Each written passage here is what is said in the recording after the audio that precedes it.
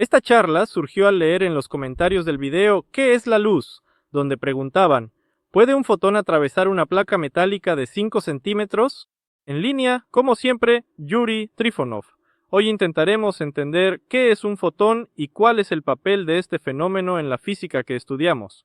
Probablemente para ustedes el fotón sea simplemente otra partícula con parámetros físicos que se pueden imaginar, tocar y a los que se pueden aplicar las mismas ideas que a los átomos, aunque en realidad tampoco es del todo correcto aplicar esas ideas a los átomos, pero esa es otra historia. Y aquí es el momento perfecto para recordar el dualismo onda-corpúsculo. Y en general, este concepto ya está algo desactualizado. Por eso, aquí es apropiado decir que el fotón es más bien una onda que una partícula. En realidad, el fotón no es ninguna partícula, simplemente no existe como tal. Con frecuencia, el fotón se representa como una especie de sustancia física que se puede tocar y palpar. Precisamente por eso, el flujo de luz, esa luz que vemos a nuestro alrededor, un rayo de luz y todo lo demás, se imagina en tu mente ante todo como un conjunto de partículas que se mueven en cierta dirección. Y aquí es necesario recordar aquellas propiedades que tiene la luz y que la relacionan con las sustancias, digamos, ondulatorias. Entonces, si volvemos a la pregunta de si el rayo pasará, uy, ¿qué pez saltó detrás? Si lo hubieran escuchado. Entonces, si volvemos a la cuestión de si un solo fotón pasará a través de una placa metálica de, digamos, 5 o 10 centímetros de grosor, lo principal es partir de sus propiedades ondulatorias. Hay que partir del hecho de que una onda no es exactamente lo mismo que lo que asociamos con una partícula. Y en general, esto suena bastante lógico, pero en la práctica surgen muchas preguntas. Y lo primero que deberías preguntar si te hicieran esa pregunta es, ¿cuál era la frecuencia de ese fotón que intentaba atravesar ese objeto metálico? Porque nosotros imaginamos el fotón como una partícula que está relacionada exclusivamente con el flujo de luz y con esa luz que vemos. El fotón no es una partícula que se relacione únicamente con la luz. Muchísimas interacciones en la física se describen a través de fotones, y esto ya nos lleva a pensar que el fotón, digamos, no es exactamente una partícula estándar. Y así, para cerrar este tema sobre el paso de un fotón a través de algún objeto metálico de cierto grosor, habría que preguntar cuál era la frecuencia de ese fotón y cuál era la longitud de onda de la radiación que, en esencia, se propagaba junto con ese fotón. Después de todo, los fotones no solo son portadores de la luz que vemos, sino que también son, por así decirlo, las partículas de las que se componen las ondas de radio. Los fotones son las partículas de las que se compone un campo electromagnético típico. De hecho, si observan esta magnífica imagen que voy a mostrar ahora, entenderán que los fotones están en todas partes, en las ondas de radio, en la luz y en muchos otros lugares. Y es que estos fenómenos físicos tienen, en esencia, una naturaleza muy similar, y todos ellos pertenecen a una forma específica de ondas electromagnéticas. Y donde hay ondas electromagnéticas también hay fotones. Por eso, aquí habría que decir que, bajo ciertos parámetros de ese mismo fotón, la radiación perfectamente podría atravesar cualquier pared metálica. Resulta que el fotón es para nosotros un cuanto de radiación electromagnética.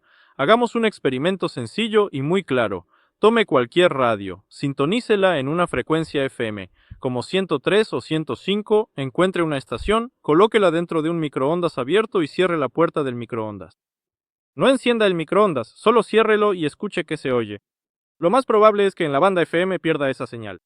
Pero si empieza a cambiar la sintonía del receptor y especialmente pasa a ondas largas, notará que algunas emisoras de radio se pueden captar incluso dentro del microondas. Sin embargo, el microondas es prácticamente una jaula de Faraday ideal, e incluso en una jaula de Faraday, como habrán notado, se recibe la señal de radio. Y si es así, hay que partir de la base de que una parte de esa radiación ha penetrado dentro de la jaula. La radiación contiene fotones, y esos fotones perfectamente lograron atravesar esa jaula de Faraday. Esto indica que incluso con una lámina metálica no todo es tan sencillo, y la lámina no siempre es un obstáculo. Bien, entonces volvamos a la naturaleza misma del fotón. Si no es una partícula, entonces no está claro qué es. ¿Y qué es eso que no está claro qué es? Es, dicho de forma simple, un cuanto de radiación y un cuanto de onda electromagnética. Cuando discutimos sobre el electrón, dijimos que el electrón es, digamos, también una especie de cuanto de campo. Este cuanto de campo representa, si lo visualizamos, digamos, una oscilación única. Y esta oscilación única, en esencia, es la transferencia de energía. Por eso, cuando hablamos de fotones, muy a menudo decimos que es un cuanto de luz, un cuanto único de luz, y usamos esas características. Esto implica que es un paquete de energía igual a un cuanto de luz a una determinada frecuencia. Y cuando hablamos en general de la cuantización de estas cosas, usamos el fotón como medida de la cantidad de cuantos de energía. En esencia, todo se reduce a que el fotón es una partícula de radiación. Pero, a pesar de todo esto, esta partícula de radiación en algunos casos manifiesta precisamente esas propiedades corpusculares, propiedades características de las partículas físicas comunes. Y debido a todo esto, quizás les resulte más fácil comprender algo como los fotones virtuales. De hecho, en la literatura de divulgación científica muy a menudo se hace referencia precisamente a ellos. ¿De qué está compuesta una onda de radio? Bueno, pues de fotones virtuales. ¿De qué está compuesta la radiación electromagnética? ¿De fotones virtuales? ¿De qué está compuesto el campo magnético? Por supuesto, de fotones virtuales. Aquí fotones virtuales, fotones virtuales, fotones virtuales, pero en realidad los fotones virtuales son, en esencia, el nombre de esos mismos fotones que ahora vemos como la fuente de luz, que vemos como rayos de luz. Simplemente son parámetros un poco diferentes de esa radiación.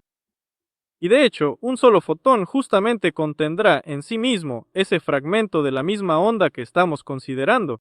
El fotón virtual en esencia será lo mismo. En general, los propios fotones en la física son una sustancia muy interesante, y la mayoría de las veces los fotones se utilizan simplemente como una medida de energía. Esto indica que la energía está cuantizada, y en principio aquí tampoco hay nada realmente nuevo. Pero es importante asimilar bien esta idea, por así decirlo, interiorizarla. De hecho, todo lo que ocurre a nuestro alrededor es energía, y estas referencias luego nos aparecen al estudiar los cuerpos materiales, al estudiar la estructura y la composición de los objetos materiales. Y muy a menudo notamos que cualquier materia, en esencia, intenta repetir esta lógica, y de hecho, no sería una gran exageración decir que el agua que nos rodea, o la arena, o cualquier cosa, también es un cierto tipo de energía. Y si es un cierto tipo de energía, en cierto modo aquí se aplica la lógica de lo que estamos diciendo ahora sobre los fotones. Por cierto, el agua no está fría, a pesar de que ya casi es finales de septiembre, el agua está bastante tibia. Resulta que todas esas categorías que estamos acostumbrados a asociar con el fotón y que nos vienen del curso clásico de física, en realidad no son del todo correctas. Y aquí deberíamos partir solo de una cosa. Deberíamos partir del hecho de que el fotón es, en esencia, un paquete de energía que se caracteriza por la presencia de ciertos parámetros de esa energía, mediante... Me distraje, ahí en el río anda un bagre.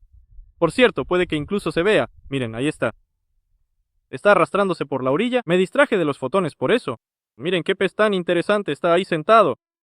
Ahí está mirando, parece que es un bagre. Bueno, pues esta energía se caracteriza por un cierto conjunto de parámetros que son comparables con lo que estudiamos en la física de ondas. Este trozo de energía, este paquete de energía, esta oscilación individual tiene su propia frecuencia y en consecuencia también una longitud de onda, y esta longitud de onda prácticamente lo determina todo. Así que, comparando esto con el hecho de que hay una cierta longitud de onda y una cierta frecuencia, podemos explicar muy fácilmente por qué ciertos tipos de fotones pueden atravesar, digamos, una pared metálica. Recuerden cómo está construida una pared metálica. Recuerden cómo está construido cualquier metal. En la mayoría de los casos es una red cristalina. La red cristalina forma una cierta estructura, y aquí es donde las propiedades ondulatorias de ese mismo fotón del que estamos hablando vienen en nuestra ayuda. ¿Recuerdas algo llamado difracción? Y la difracción es algo muy importante, que de hecho determina todo lo que vemos ahora y todo lo que sucede. Si alguna vez has estudiado el funcionamiento de un microscopio electrónico o has trabajado con uno, sabes que, bajo ciertos parámetros del flujo de electrones, estos comienzan a difractarse en los nodos de las redes cristalinas, produciendo así un determinado patrón de difracción. Al mismo tiempo, la red cristalina actúa como una red de difracción para este tipo de radiación. El patrón de difracción de cada muestra es peculiar, y mediante el análisis de los llamados reflejos se determina que tiene una estructura determinada. Los sistemas modernos permiten encender el microscopio y mediante la modelización por ordenador transformar el patrón en una estructura. Antes se hacía manualmente. Se calculaban los reflejos, se anotaban los números y así se orientaban sobre qué muestra se había obtenido.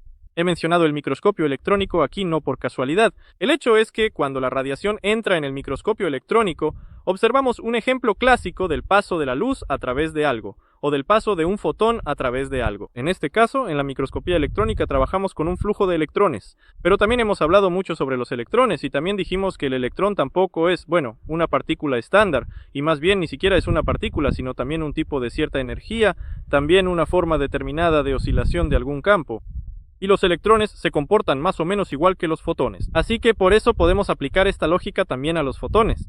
Así que en la microscopía electrónica los electrones atraviesan la muestra y en nuestro caso el fotón atraviesa la muestra. Y así como los electrones difractan en la estructura de esa muestra, los fotones con ciertos parámetros también difractarán en la estructura de esa muestra. Con ciertos parámetros, el fotón no es capaz de difractar en determinados objetos, pero con otros parámetros, el fotón podrá difractar con éxito y atravesar la muestra.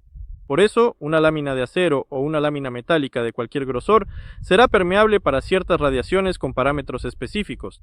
Esto significa, amigos míos, solo una cosa, que el fotón en esencia es energía. O, como se dice en un lenguaje más físico, el fotón es un cuanto de radiación electromagnética.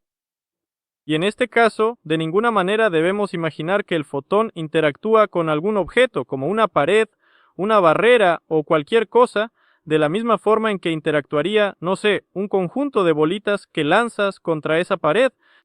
Estas partículas en principio tienen una naturaleza diferente. Esto es increíblemente interesante porque todo lo que intentamos de alguna manera comprender, todo lo que intentamos de alguna forma percibir, lo pasamos a través del prisma de nuestra conciencia. Y la conciencia nos dice una cosa, que si existe una partícula, entonces debe comportarse como lo hacen las manzanas que caen del árbol. Pero no es así. Las partículas a veces se comportan de manera diferente y lo que llamamos partícula no siempre es, en el sentido estricto, una partícula en su forma normal. Y de hecho ya hemos contado muchas veces esto sobre el electrón. Quienes siguen mis videos seguramente ya han visto muchas veces qué sorpresas esconde el electrón. Espero que esto les aclare algunos conceptos que a menudo se encuentran en la literatura. Ahora entendemos perfectamente qué es un fotón de intercambio. Es simplemente una cierta cantidad de energía que se ha cuantificado en un número de fotones. Ahora entendemos qué es un fotón virtual. Ahora entendemos por qué la luz transporta energía. ¿Por qué se dice que, cuando la luz incide sobre una muestra, la luz recibe esa energía? Y ahora podemos comprender lo más importante. ¿Por qué? Cuando la luz incide sobre una muestra, la muestra se calienta.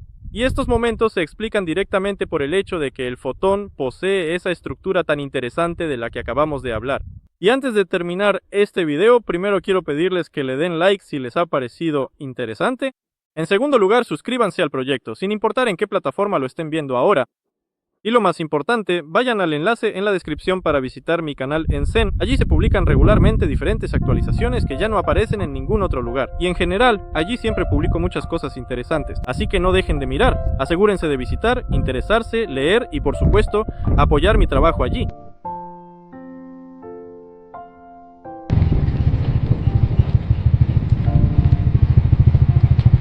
Y cada vez intento llegar justo en el momento en que las hojas empiezan a ponerse amarillas y rojas. Y cada vez no logro llegar exactamente en ese breve instante de hermoso otoño dorado. Cada vez sucede que todo sigue estando verde, como ahora, en realidad, las hojas aún no han empezado a caer ni a ponerse amarillas. O después hace un tiempo horrible y luego vienen unos pocos días cálidos y soleados. Esos días son brillantes, llenos de color, pero justo en ese momento no logro grabar nada. Sin embargo, solo imaginen lo hermoso que es.